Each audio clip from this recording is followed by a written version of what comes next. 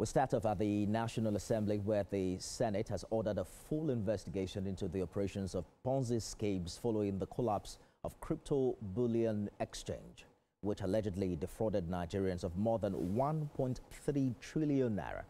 Also, the upper legislative chamber debated on the amendment of the Electricity Act Amendment Bill. TVC News has more. The Nigerian Senate is stepping up efforts to protect citizens and stabilize key sectors of the economy.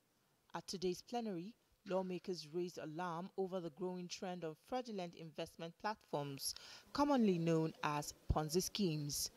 The motion by Senator Tokunbo Abiru and Osita Izunaso drew attention to the collapse of crypto bullion exchange, Cbex, which reportedly wiped out over 1.3 trillion naira in investor funds.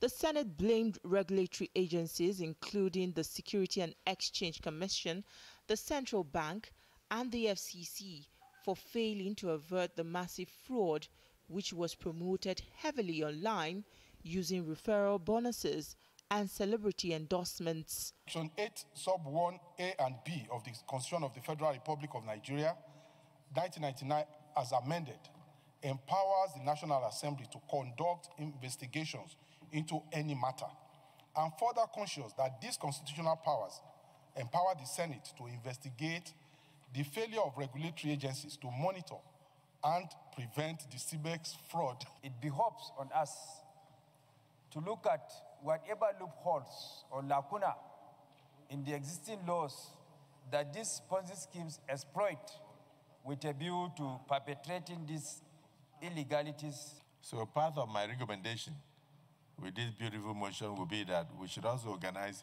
a major public outing, even if we have to do it in different zones of the country, to enable us educate our populace. A joint committee has now been mandated to hold a public investigative hearing and report back in 4 weeks, while the Senate is expected to lead stakeholder engagements to sensitize Nigerians on the dangers of Ponzi schemes across Nigeria's geopolitical zones.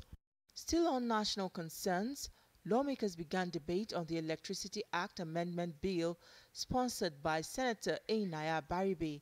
The bill proposes 28 key amendments to tackle the electricity sector's worsening debt crisis, infrastructure vandalism, and overlapping regulatory conflicts between federal and state governments. It also seeks to operationalize the Power Consumer Assistance Fund to ensure that subsidies are better targeted at the most vulnerable consumers, while redefining host community obligations and streamlining labor relations. The Electricity Act actually provides a Power Consumer Assistance Fund. It has not been operationalized. And so the federal government is still made to pay for everything that comes in and the bills that the GENCOs and the DISCOs give. There is nowhere in the world where power is not being subsidized. Energy should be subsidized. It's a way of giving economic running. Both legislative actions are seen as part of broader Senate reforms aimed at restoring public trust and rescuing critical sectors from total collapse. TVC News, Abuja.